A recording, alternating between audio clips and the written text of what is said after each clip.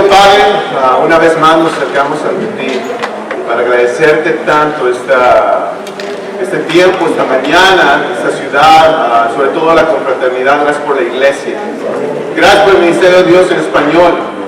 Señor, te pido que lo que hoy hablemos, lo que hoy interactuemos, las conversaciones que tengamos, la enseñanza que recibamos, sea de construcción en nuestras vidas y sea, Padre, algo que nos llevemos, que pueda servir a nuestras congregaciones y como individuos, como familias, Dios. Gracias por tu gran amor, gracias por tu pasión hacia nosotros, que se desborda siempre, Padre, dándonos tantas bendiciones para reconocerte. Señor, te pido tanto, de una manera muy especial, que tú, Dios, nos abres al corazón y a la mente de cada uno de nosotros. Padre, que podamos conectarnos contigo y tu plan. Gracias por tu amor, gracias por ayudarnos a dar pasos de madurez como cristianos. En nombre de Jesús te oro y pido esto. Amén. Buenos días a todos, muchísimas gracias por estar acá en esta clase. Si gustan podemos cerrar la puerta, si alguien nos ayuda ahí. Podemos comenzar, pero bueno, quisiera comenzar presentándome. Mi nombre es Alberto Machuca. Tengo el increíble privilegio de servir para el Ministerio en Español en Boston. Y como ven, tenemos ahí 32 representantes de Boston que vienen para acá. Bueno, están en otros lados porque ya se aburrieron de escucharme, pero gracias por que están ustedes acá. Pero bueno, esta clase de lo que hoy vamos a escuchar tiene el propósito de ofrecerte una mirada diferente a un gran tema en nuestra iglesia. Uno de los temas centrales en nuestra iglesia es el discipulado. Entonces lo que voy a tratar de hacer es poder ofrecerte simplemente una visión diferente. Y que podamos, si así lo crees, podamos crecer. Este trato, en esta sesión, lo que queremos hablar es de madurez. Pues una cosa es toda la pasión que tenemos de hacer discípulos de Jesús. Pero cuando llegan a ser discípulos, viene otro proceso completamente diferente. Es cómo ayudarles a aprender a obedecer a Cristo y a madurar en la fe. ¿Amén? Porque no solo queremos que la gente llegue, queremos que la gente se quede y permanezca fiel hasta el final. Entonces quiero contarte rápidamente una historia. Esta historia es de un hombre que hace bastante tiempo atrás sufrió una pérdida económica muy grande en sus negocios y por un accidente bastante serio perdió a varios de sus hijos, murieron. Entonces en esa pérdida, esta persona comenzó a maldecir todo en su vida. Empezó a maldecir el día que nació, empezó a maldecir, a sentirse súper mal, y aparte era parte de la comunidad de la fe. Entonces, siendo un creyente en Dios, otros creyentes lo escucharon y comenzaron a decirles cosas como: seguramente tus hijos pecaron contra Dios. Y por eso chocó el auto en el que iba. Seguramente tu familia hizo algo muy malo, por lo cual Dios te está castigando. ¿Sabes lo que provocó esas palabras en el corazón de este hermano?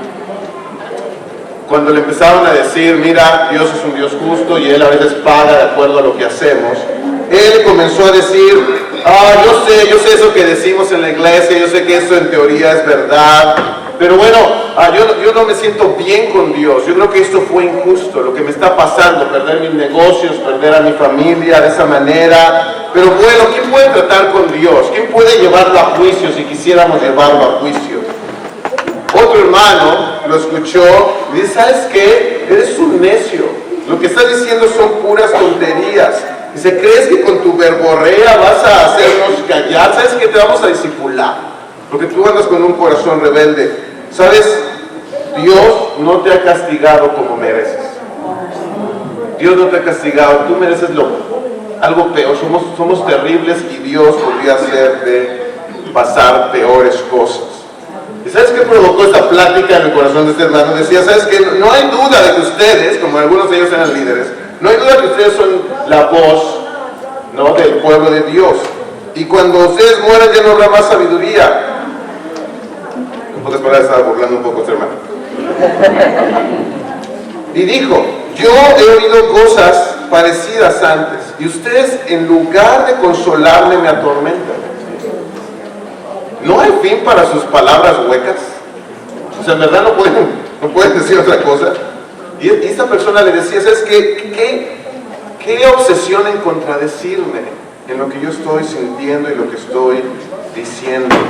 Y si ustedes estuvieran en mi lugar, también yo hablaría como ustedes. Movería burlonamente la cabeza y les lanzaría un montón de palabras. Al final, en esta plática de tratar de ayudar a esta persona en necesidad, comenzó a sentirse, sus palabras son huecas, no me ayudan, me siento juzgado.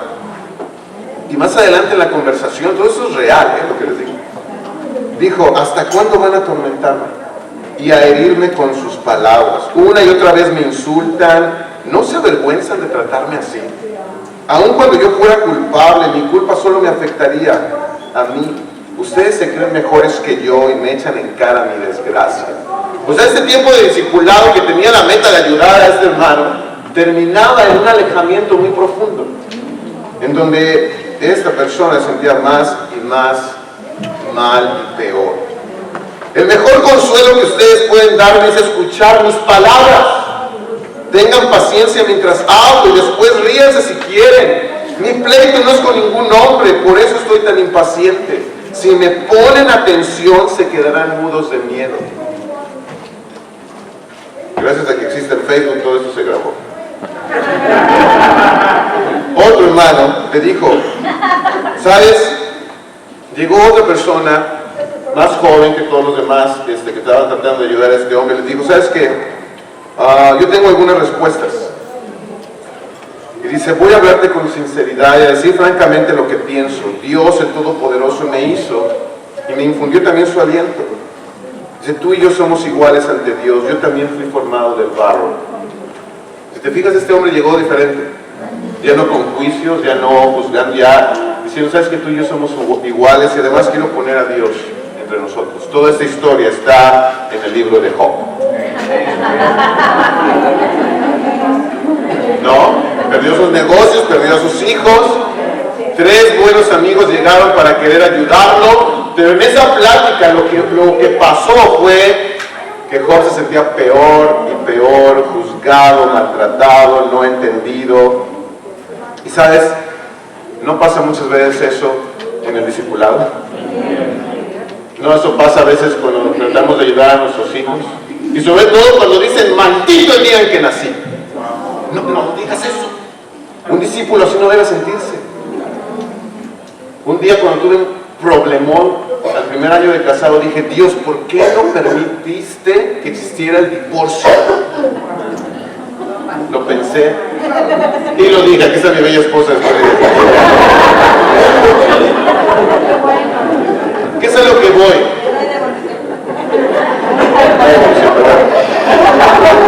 A lo que voy es, todos decimos o pensamos muchas cosas, pero a veces no lo expresamos porque no nos sentimos ayudados. ¿Qué quiero hablarte hoy? Esta clase se llama Herramientas 2.0 para el discipulado. ¿No? Todo esto tiene el sentido de todo lo que hacemos para hacer discípulos y para discipular está en una conversación, ¿estás de acuerdo? Todo el tiempo conversamos. Tú conquistaste a tu esposa conversación, que no están muy guapos todos nosotros, ¿verdad? Algo existe aparte de tu guapura. El lenguaje tiene mucho poder, genera identidad, genera relaciones, genera compromisos. Cuando dijiste sí, me comprometo, todo eso es lenguaje. Aún los que son mudos tienen el lenguaje de señas. Todo el tiempo necesitamos comunicarnos. Solo que a veces no le damos tanto poder a eso.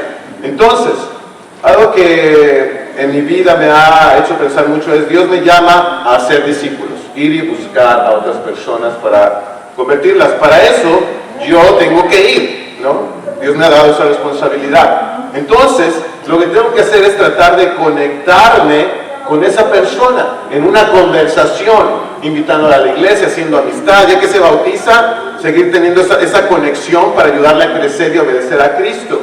Pero algo que me he dado cuenta que a veces nos falta mucho es, ¿qué tal la conexión conmigo mismo?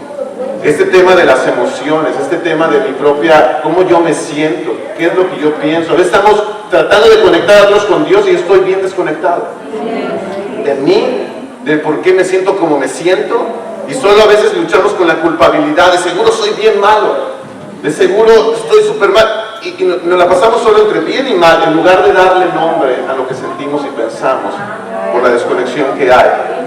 Pero todo esto es para conectarnos con Dios. Hoy mi vida ha cambiado completamente, o mi manera de pensar y de ser, todo lo resumo en esto. Si quiero ayudar a alguien, necesito estar seguro de que es con la meta de conectarlo con Dios, y que yo tengo que estar conectado conmigo mismo y con la persona. Si yo solo trato de conectar a la gente con Dios, pero no me conecto con la gente, me puedo volver el peor fariseo. Si trato de hacer eso, pero no estoy conectado conmigo mismo, vamos a tener un montón de problemas siempre, porque no sé ni qué siento ni qué pienso. 3 bases bíblicas para hacer todo esto. Particularmente es en Jeremías 31:33. Jeremías 31:33 dice la Biblia: daré mi ley en su mente y la escribiré en su corazón, y yo seré a ellos por Dios y ellos me serán por pueblo. ¿Qué quiere decir? Cuando yo estoy tratando con otro discípulo, con alguien que ha recibido el Espíritu Santo de Dios, estoy ante alguien que Dios ha escrito su ley en su corazón. Esa es una convicción para mí. Así ya no lo veo como inferior, no lo veo como, oh, tengo que enseñarte. Hoy ya no me veo como alguien que tiene que enseñar, veo a alguien que quiero ayudar a la persona a que ya lo que Dios ya puso en su corazón, a que salga, a que florezca. ¿Cómo logramos eso? Otro principio, Juan 1:17. Pues la ley por medio de Moisés fue dada, pero la gracia y la verdad vinieron por medio de Jesucristo. ¿Cómo deben ser mis relaciones con los demás? Llenas de gracia y llenas de verdad. Si solo me baso en la pura gracia, no voy a alcanzar a señalar o ayudar en ciertas cosas que solo la verdad puede hacer. Si me baso solo en la verdad, sin la gracia, puedo solo ser alguien que rompe la caña quebrada, como dijo Jesús, que apaga la pequeña velita que todavía queda en el otro. Necesitamos las dos cosas en la interacción unos con otros. ¿Estamos de acuerdo? Otro principio para mí, 2 Corintios 5:18. 2 Corintios 5:18. Dice la Biblia: todo esto proviene de Dios, quien por medio de Cristo nos reconcilió consigo mismo y nos dio el ministerio de la reconciliación. Y esto es que en Cristo Dios estaba reconciliando al mundo consigo mismo, no tomándole en cuenta sus pecados y encargándonos a nosotros el mensaje de la reconciliación. Entonces esto es, dice la Biblia, un ministerio. Pero ¿cuántos de nosotros construimos el ministerio de la reconciliación? Estamos pensando cómo lo hacemos para los teens, para campus, para casados. Pero todo eso que es la iglesia tiene también un solo ministerio, deberíamos. Y para eso deberíamos aprender y tener herramientas que nos ayuden. ¿Cómo lo hacemos para construir el ministerio de la reconciliación? ¿No necesitamos eso en todas nuestras iglesias? A menos que no tengas problemas, o más bien a menos que no tengas seres humanos en tu iglesia, no necesitas este ministerio. Entonces, para lograr este ministerio de ayudar a la gente a reconciliarse con Dios, pero también a reconciliarse entre ellos, yo quiero hacerte una pregunta. ¿Cómo te consideras a ti mismo cuando tratas de ayudar a alguien más? La manera en que te veas a ti mismo será la manera en que trates a los demás. Puedes verte, hay dos opciones muy generales. Una, puedes verte como un carpintero. Un carpintero lo que hace es tomar la madera y darle forma. Irle dando forma, puede ser algo muy hermoso y la va trabajando con el tiempo. O nos podemos podemos ver como un sembrador. El sembrador es aquel que trabaja con la tierra, con muchos elementos, los pone, los junta, los tiene que trabajar por etapas, ¿estás de acuerdo? No hay que limpiar la tierra, hay que poner la semilla y trabajarlo de acuerdo a las temporadas, no es cuando quiera. Si tú vas a Boston no vas a poder sembrar las cosas cuando está toda la nieve. Entonces todo se va preparando. Él hace un trabajo, pero el crecimiento no está en control de él. La gran diferencia de los dos es que uno trabaja con algo que no está vivo, el otro sí. El carpintero en sus manos toma el control y le da la forma que el carpintero quiere. El sembrador solo tiene que preparar el terreno y dejar que la semilla crezca. Y no tiene ningún control sobre el resultado. ¿Cómo te ves tú a la hora de querer ayudar a otros a madurar? ¿Cómo tratas tú? Podemos tratarnos como carpinteros creyendo yo soy el que tiene la solución a tu problema. Si haces lo que yo te digo, ¿no? El consejo que te voy a dar, eso va a ser. ¿En serio? O más bien ayudar a la persona a que tenga el ambiente adecuado, tratar, ¿no?, de darle herramientas adecuadas y que él o ella con Dios puedan crecer. No hay ningún control sobre el crecimiento, ninguno. Ahora, claro que debemos tener las habilidades suficientes y la conciencia suficiente para saber. Una de las cosas cuando yo hablo con alguien es en qué etapa de su vida se encuentra. Por ejemplo, ¿cuántas etapas en un año hay? ¿Cuántas? Sí, son 4. Entonces, cada una representa algo diferente. Si alguien está en el invierno, ¿no?, cuando están así en problemas, así todo está frío, no se ve la solución, o alguien está en la primavera, así desbordante, ¿no?, lleno de luz, de vida, yo a veces me pregunto, ¿en qué etapa está? Porque de acuerdo a eso es como yo necesito ayudar. Jesús dijo, miren los sembrados ya están blancos. Él ponía muchos ejemplos. ¿A poco no se dan cuenta de cómo está el clima? Y hacemos preguntas de acuerdo a la realidad. Pensamos aprender a pensar en eso. Cuando trabajamos más como carpinteros, trabajamos mucho bajo la culpa. Y es que tal persona, yo hice todo, pero no hizo lo que tenía que hacer. Y mira, al final tomó una mala decisión. Tú no puedes tomar las decisiones por los demás. Solo trata de tener el ambiente adecuado, correcto, espiritual, donde pueda la persona, si quiere, crecer. Y eso todo es un ambiente de mucha compasión, de mucho amor. Amén. Ahora, quiero mostrarte algo en lo que podría resumirse mucho de lo que hacemos al tratar de ayudar a alguien. Es una pequeña gráfica. Esto es muy teórico, así que no le voy a dar mucho tiempo, pero que pensemos en algo. Esta situación de ser un observador es tú y yo, o es la persona que queremos ayudar.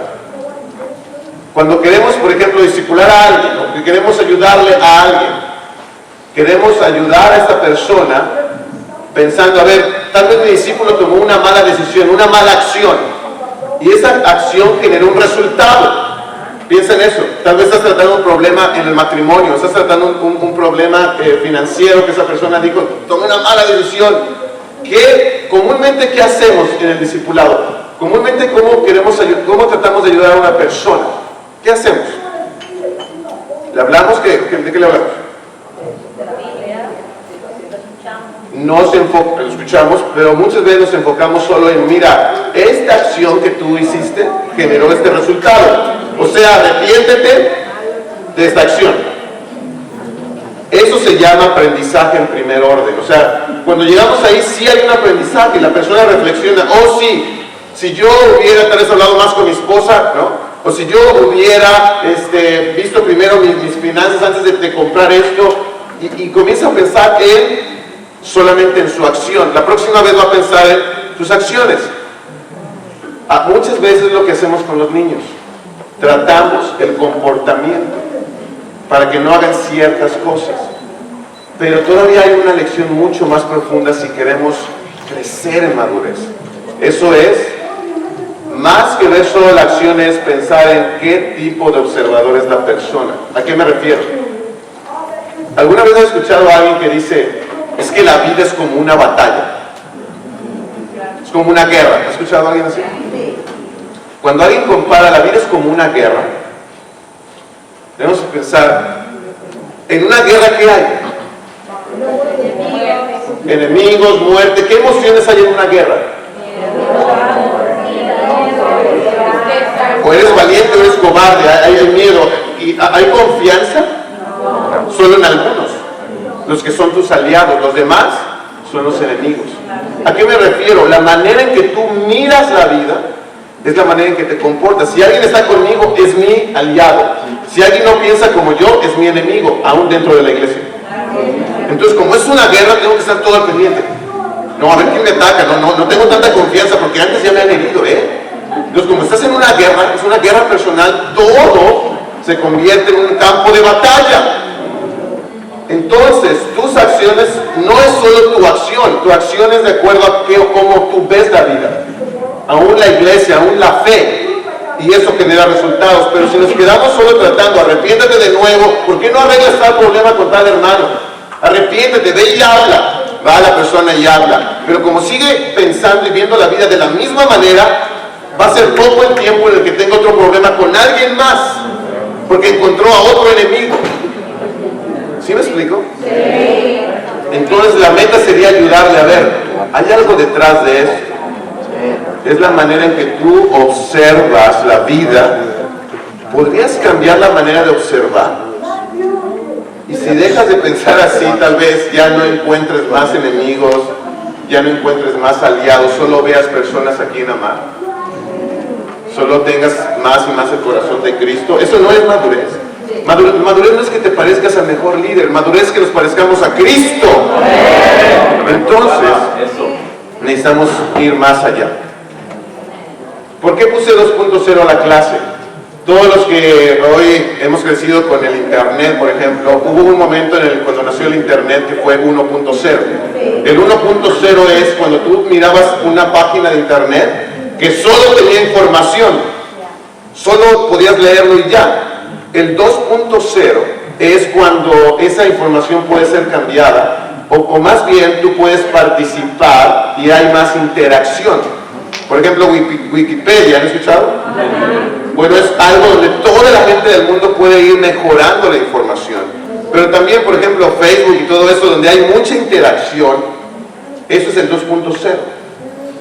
¿En qué cómo estamos nosotros ayudándonos? ¿Es 1.0 en donde solo te doy información y eso es lo que tienes que hacer? ¿O es el 2.0 donde hay conversación? Y en esa conversación puede resultar madurez, amor, conocimiento. ¿En qué estamos? Por eso es esta idea de evolucionar. Cuando yo hablo con alguien, debo pensar, estoy hablando con un ser humano integral. O sea, no estoy hablando solo con alguien espiritual. Cuando decimos, otra persona espiritual, yo digo, yo soy espiritual, pero también soy mundano, porque soy de este mundo. Soy carnal. No soy de carnal, no. Soy carnal porque tengo carne. Entonces, este tipo de juicios de que alguien es muy espiritual, alguien es mundano, alguien es carnal, deberíamos preguntarnos si lo necesitamos, porque al final es, yo convivo con alguien que es todo esto. Si solo quiero ayudarle, bueno, a ser más espirituales, sí, pero más bien es cómo el Espíritu puede dirigir todo lo demás. Eso es lo que deseo, que el Espíritu Santo dirija mi carne, para que mi carne no gane esta batalla. Que dirija también, ¿qué? Mis emociones, para que mis emociones le agraden a Dios y no me dominen y me hagan esclavo. Quiero que el Espíritu Santo domine mi lenguaje, la manera en cómo hablo, como Pablo le decía a Timoteo. Entonces no es que solo sea una sola cosa, es aceptar que somos muchas cosas, pero que la madurez significa ser cada vez más dirigidos por el Espíritu de Dios. Entonces, si estamos hablando de que lo que genera gran parte del cambio es la conversación, quiero mostrarte qué sucede mientras conversamos, solo para que veamos si estamos conscientes de todo lo que pasa en una plática. Todo esto. El lenguaje. Se dice que el lenguaje tiene tres cosas. Una es el escuchar. ¿Sabemos escuchar? ¿Cuántos problemas en los matrimonios hay porque no sabemos escuchar? Llega la esposa, oye, mi amor, quisiera hablar contigo, y el otro acá, sí, dime, en el televisor. Te estoy escuchando. No, mi amor, es que... Y hay tantos problemas que no sabe escuchar. El hablar se dice que hay muchas modalidades. Por ejemplo, cuando hablamos podemos proponer o podemos indagar. ¿Qué hacemos mal? Indagar es preguntar. ¿Qué hacemos más? Cuando indagamos o proponemos. Proponemos. Todo el tiempo estamos proponiendo. Cuando decimos a alguien qué hacer, estamos proponiendo. Cuando damos nuestro punto de vista, estamos proponiendo. Indagar es tratar de hacer muchas preguntas con una finalidad. Pero lo que más he aprendido últimamente es indagar. Hoy propongo menos e indago más. Para buscar patrones. Por ejemplo, en este problema que tú me estás... Por ejemplo, les voy a decir algo que me ha tocado vivir últimamente es... Cuando alguien llega conmigo y me da un consejo, yo la primera pregunta es, ¿qué te dice Dios a ti? Nada, quiero que me digas tú qué hacer. No. ¿Qué te he dicho últimamente en la Biblia? Y ahí se ve, no he estado leyendo. Ok, a ver, entonces, ¿qué Dios te ha contestado de acuerdo a eso? Es que no he estado orando. Ok, date una semana, lee la Biblia ahora al respecto de tu pregunta y hablamos después. Pero eso a muchos les choca. Es como, no, dime aquí para que me digas tú qué hacer. ¿Cómo? Yo no tengo ni tu edad, ni tu situación, ni lo que estás viviendo. ¿Cómo voy a saber yo qué hacer en tu vida?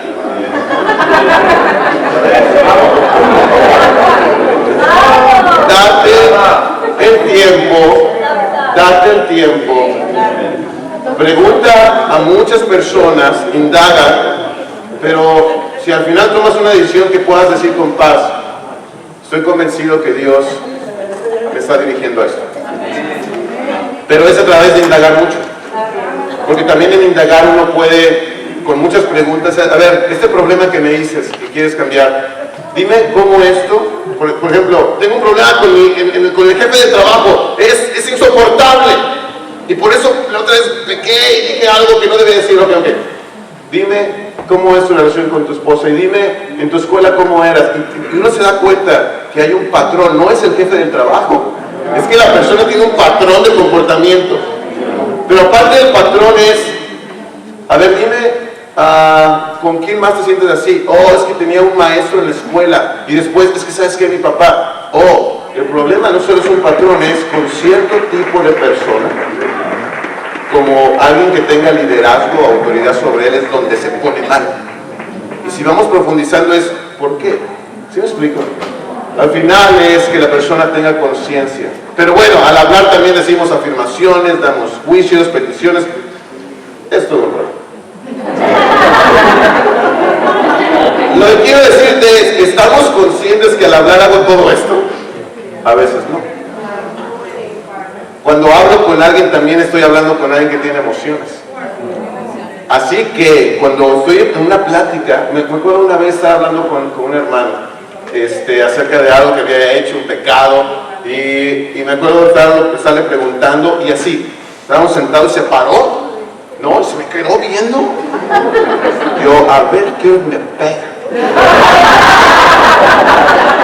Súper mal, y digo, siéntate, ¿no? Y yo tuve que saber, no estoy tratando con sus emociones, solo de él, sino las mías. Y todo esto era un desafío, porque era también, conmigo, o sea, la tentación de, a mí no me haces eso, y siéntate, lo que sea. Pero es lo que le decía, si estoy conectado también conmigo, yo digo, ¿qué estoy sintiendo? ¿Por qué lo estoy sintiendo? Entonces, siéntate, escúchame. Ok, camino un poco y después bien. Al final, ese hermano es veterano de guerra, bastante joven, pero con muchas situaciones. Yo honestamente respeto y honro, él es fiel en medio de muchas pruebas, pero él es fiel, casado en la iglesia. A lo que voy es, si yo solo me enfoco, es que pecaste, es que lo terrible, pero no me enfoco, hay muchas cosas detrás también. Si quiero ayudar a que esta persona sea fiel y madura y no solo se rompa, tengo que pensar, no solo estoy hablando y dando un mensaje, hay una emocionalidad que en algunos casos está desbordada por muchas situaciones. y bueno, después también el cuerpo. Cuando estoy hablando con alguien, pues hay enfermedades que provocan muchas situaciones en las personas. Pero bueno, esto simplemente, esto es muy grande, pero el punto es que tratemos de cada vez tener más conciencia cuando trato de ayudar a alguien. Uno de los grandes ejemplos, por ejemplo, ¿cuál es uno de los mayores retos que tratamos a veces en las relaciones, en el discipulado? ¿Cuál será uno de los retos? Dígame un ejemplo de lo que te enfrentas cuando tratas de ayudar a alguien más. Orgullo, las cosas personales, ¿qué pasa? Diferentes opiniones. Pecados habituales. Ok. Ok. ¿Qué tal la crítica? Ok. Una de las cosas que más enfrentamos todo el tiempo es la crítica. ¿Cómo tratamos a los que critican?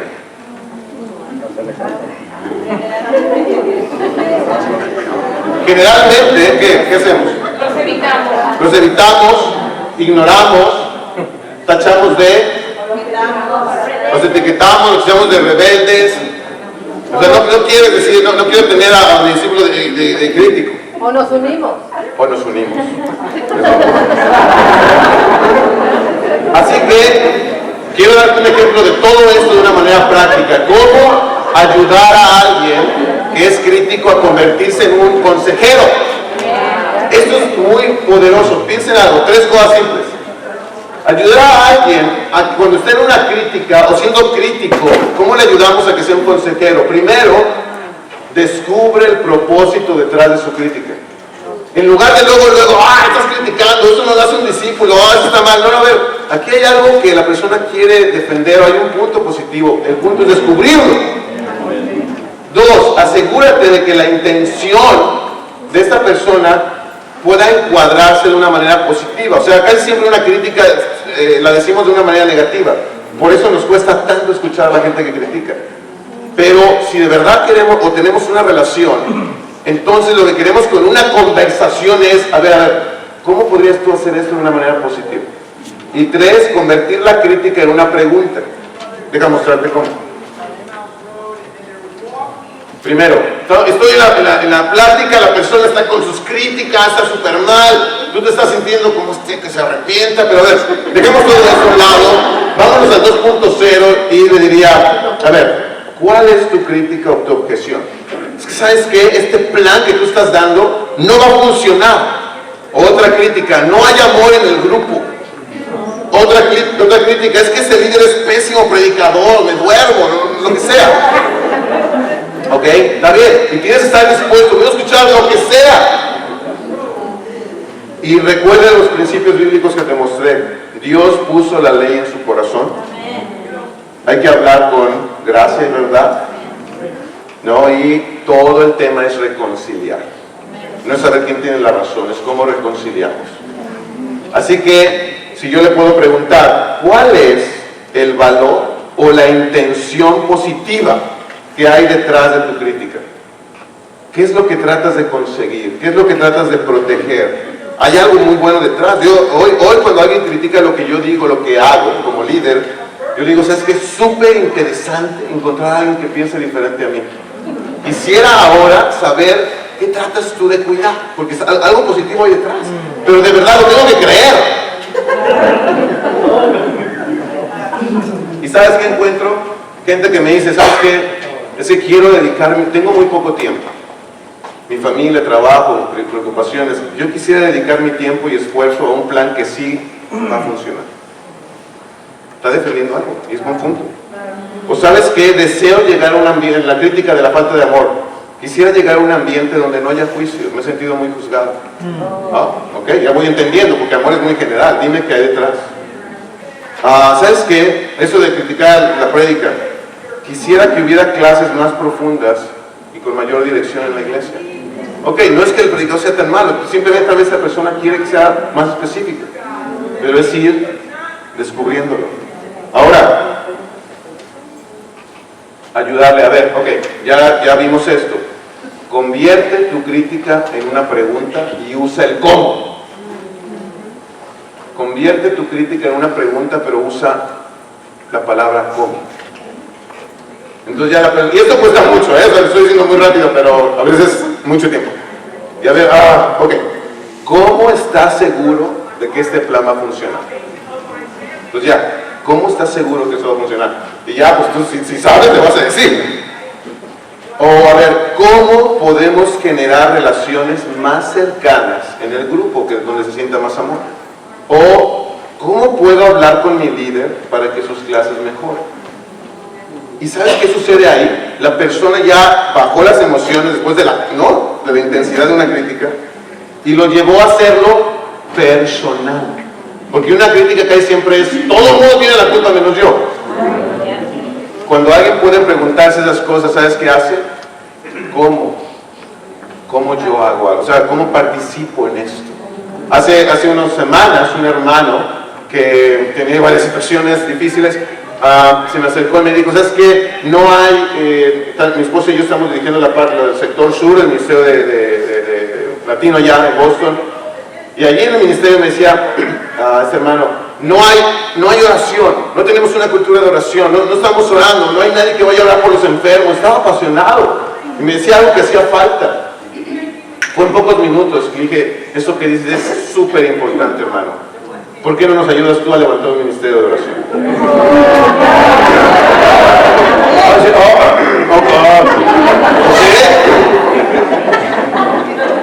Digo, pero como esto queremos que de verdad sea funcione, ¿no? Porque no solo es echar la bolita, es ¿por qué no nos reunimos alguna vez tú y yo, oramos y buscamos en la isla cómo generar ese plan?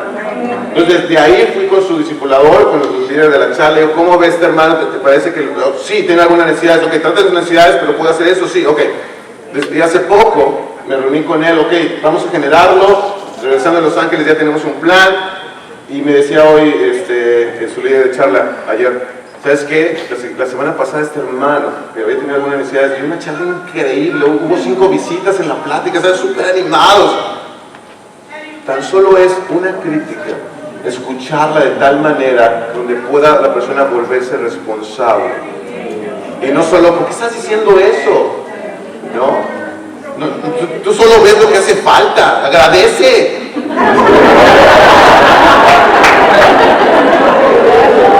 Ok, me quedan 7 minutos. Hace 3 años atrás, o casi 4, me certifiqué como life coach, ¿no? Como coach de vida. Y algo que me abrió mucho la mirada fue que, no te voy a comentar mucho de esto, pero en una sesión para ayudar a alguien, o tratar de ayudar a alguien a que logre sus metas o que cambie su manera de pensar, o varias herramientas ahí, una sesión de 1 hora y media con una persona tiene que incluir, según el coaching, estas 7 etapas. Primero, crear contexto. Después, precisar el quiebre. ¿Qué quiere decir? Precisar el problema a tratar. ¿Te ha pasado que cuando tratas de ayudar a alguien hablan de todo y de nada a la vez? Entonces la otra vez una de nuestros líderes de charla me decía, es que he hablado con tal hermana 4 horas. Es insane, ¿no? Es una locura. Y no se llegó a alguna solución. Bueno, con las semanas sí.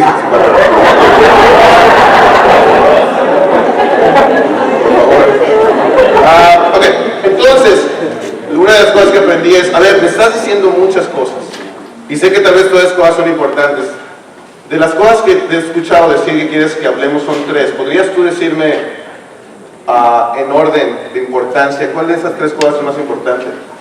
O sabes qué tal cosa, ¿no? En mi relación con mi esposa, ok, ya precisamos de lo que quiere hablar. Yo pregunto, ¿te parecería bien que este tiempo, que tenemos solo 1 hora y media de discipulado, ¿te parecería bien que solo habláramos de esto específicamente? Ok, ya, centramos todo. No nos damos tanto tiempo en estar hablando de tantas cosas. Después, indagar. Muchas preguntas al respecto. Y no preguntas cerradas, de sí, no, esas no sirven. Preguntas que hagan reflexionar a la persona. Te vamos a hacer un ejemplo si nos da tiempo. Después viene intervenir. Intervenir es poder enseñarle la Biblia, darle un ejemplo, que lea un libro, algo que le ayude a ver las cosas de manera diferente. Después cerrar. Es muy importante esto, no dejar a la persona que se vaya peor que llegó, sino, a ver, ¿te parecería bien que cerráramos aquí? Pero en ese cierre tiene que haber una reflexión. A ver, de esto, ¿qué pensaste? Pero también, ¿qué decides tú?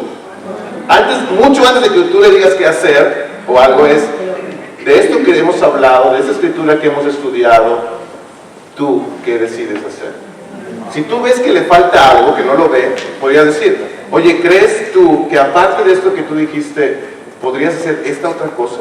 Pero ya no se lo dices como, esto es, sino, ¿tú crees? Oh, no lo había pensado, tienes razón, también quiero hacerlo. Reflexionar y aprender. Y se cierra. Muchas personas yo tengo que interrumpir bastante para poder lograr eso. Y hay que decírselo. Te voy a interrumpir si queremos tratar de llegar a un punto. Entonces, conversaciones que transforman, a eso quiero llegar. Job 42:5 dice la Biblia, hasta ahora solo había oído de ti, pero ahora te he visto con mis propios ojos. Esta es de las escrituras que más me impactan en la Biblia. Porque yo quisiera decir también lo mismo, de muchas maneras. He escuchado mucho de ti, pero ahora te veo. Eso es una transformación. Job era un hombre recto. Dios lo había reconocido ante el mismo diablo. O sea, era un favorito de Dios. Era súper bendecido. Y llegó el momento en que se transformó todavía mucho más. Pero hay que definir. Ya te mencioné la historia. Te pido leer el libro de Job si quieres entender eso. Pero léelo con ojos de la plática que tuvieron los amigos con él. Entonces hubo una conversación de la gente con él que solamente provocó más y más alejamiento, sentimientos negativos, pero hubo una conversación que lo transformó. ¿Con quién fue? Eso solo fue la introducción. Con Dios. ¿Y sabes en qué estuvo basada la conversación de Dios con él? ¿Qué hizo Dios al conversar con él? Preguntas. ¿Y dónde estabas tú cuando yo creé tal cosa? ¿Y dónde estabas tú cuando yo puse los firmamentos? ¿Y dónde? 79 preguntas en todo el capítulo donde Dios habla con Job. ¿Y sabes qué fue el resultado este? Yo no te conocía. Pero no fue un sermón, fue preguntarle a Job para que él se diera cuenta quién era Job y quién es Dios. Y eso lo transformó. Si nos capacitáramos más en preguntarle más para que la gente reflexione, daríamos por lo menos un poquito más de oportunidad a que sea la gente la que tome sus decisiones. El último ejemplo, en Lucas 24, ahí sí acompáñame por favor rápidamente. Lucas 24.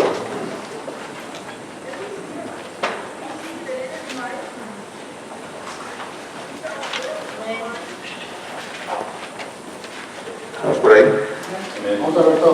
Estamos viendo a los discípulos de Emaús. Dice, te voy a ir mencionando rápidamente cómo es esta conversación. Dice, todavía estaban ellos hablando acerca de esto cuando Jesús mismo se puso en medio, 24 verso 36. Lucas 24, 36. Todavía estaban ellos hablando acerca de esto cuando Jesús mismo se puso en medio de ellos y les dijo, pasa a ustedes. Aterrorizados, creyeron que veían un espíritu. ¿Por qué se asustan tanto? No, perdón. ¿Es eso? No, perdón, es 24:13. Estoy leyendo el final. 24:13. Dice, aquel mismo día, 2 de ellos se dirigieron a un pueblo llamado Emaús, a unos 11 kilómetros de Jerusalén. Iban conversando de todo lo que había acontecido.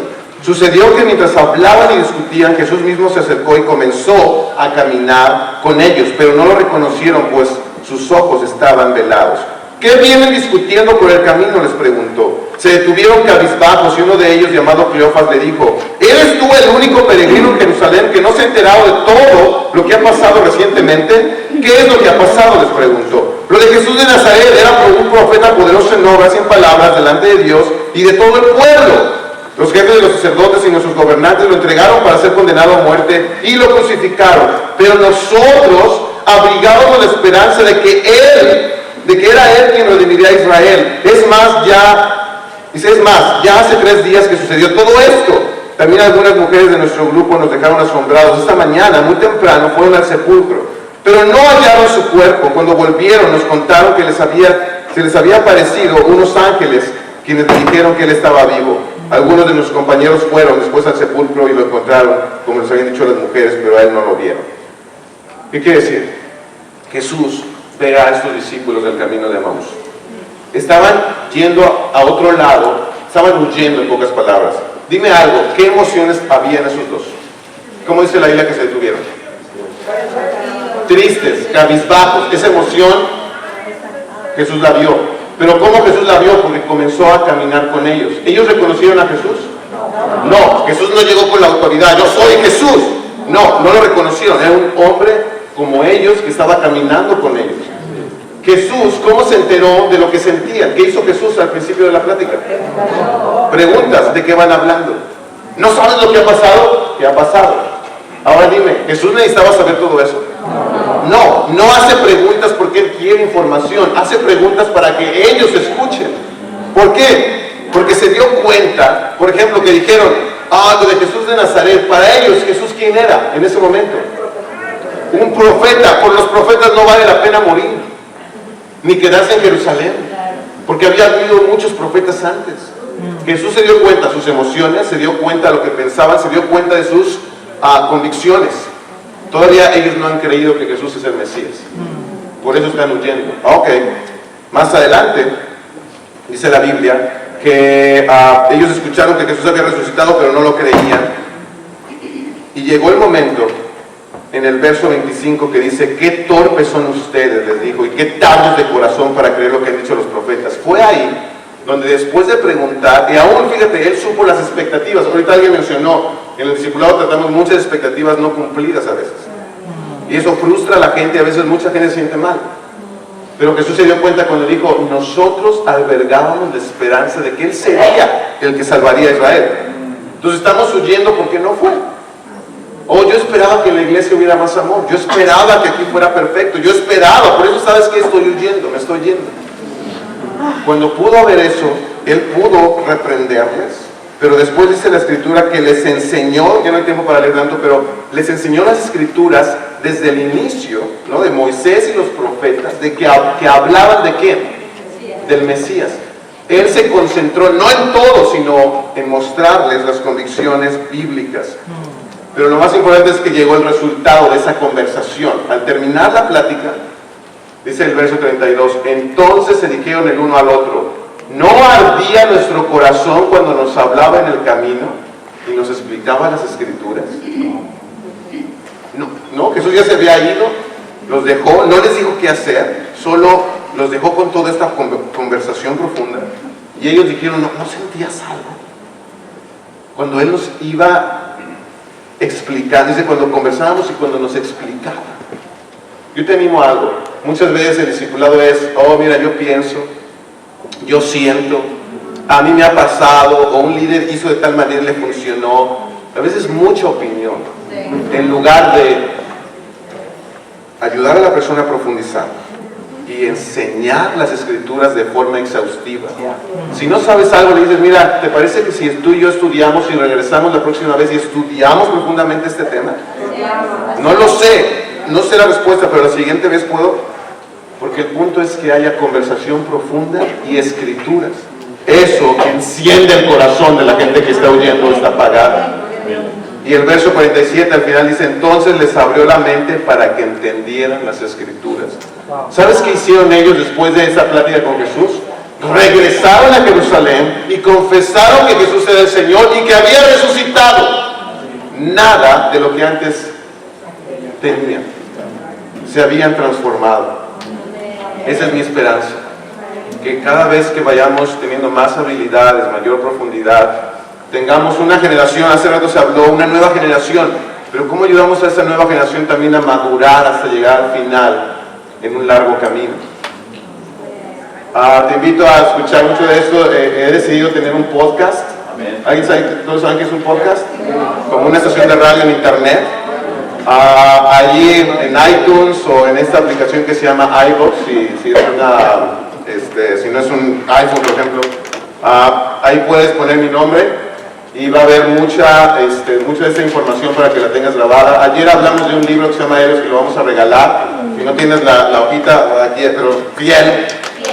Héroes es el primero que te digo. Pero ahí también está para que lo puedas descargar, porque mi ánimo es que podamos tener una iglesia que genere más fidelidad a Dios, a su palabra, y que perdamos a mucho menos gente. Esa es mi esperanza. Muchísimas gracias. Están algunos datos míos. Dios les bendiga.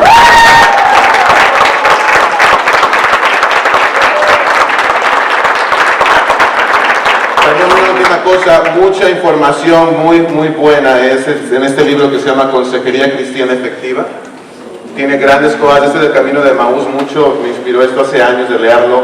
Entonces también por si querían algo práctico que puedan también tenerlo ya, en este libro también lo pueden encontrar.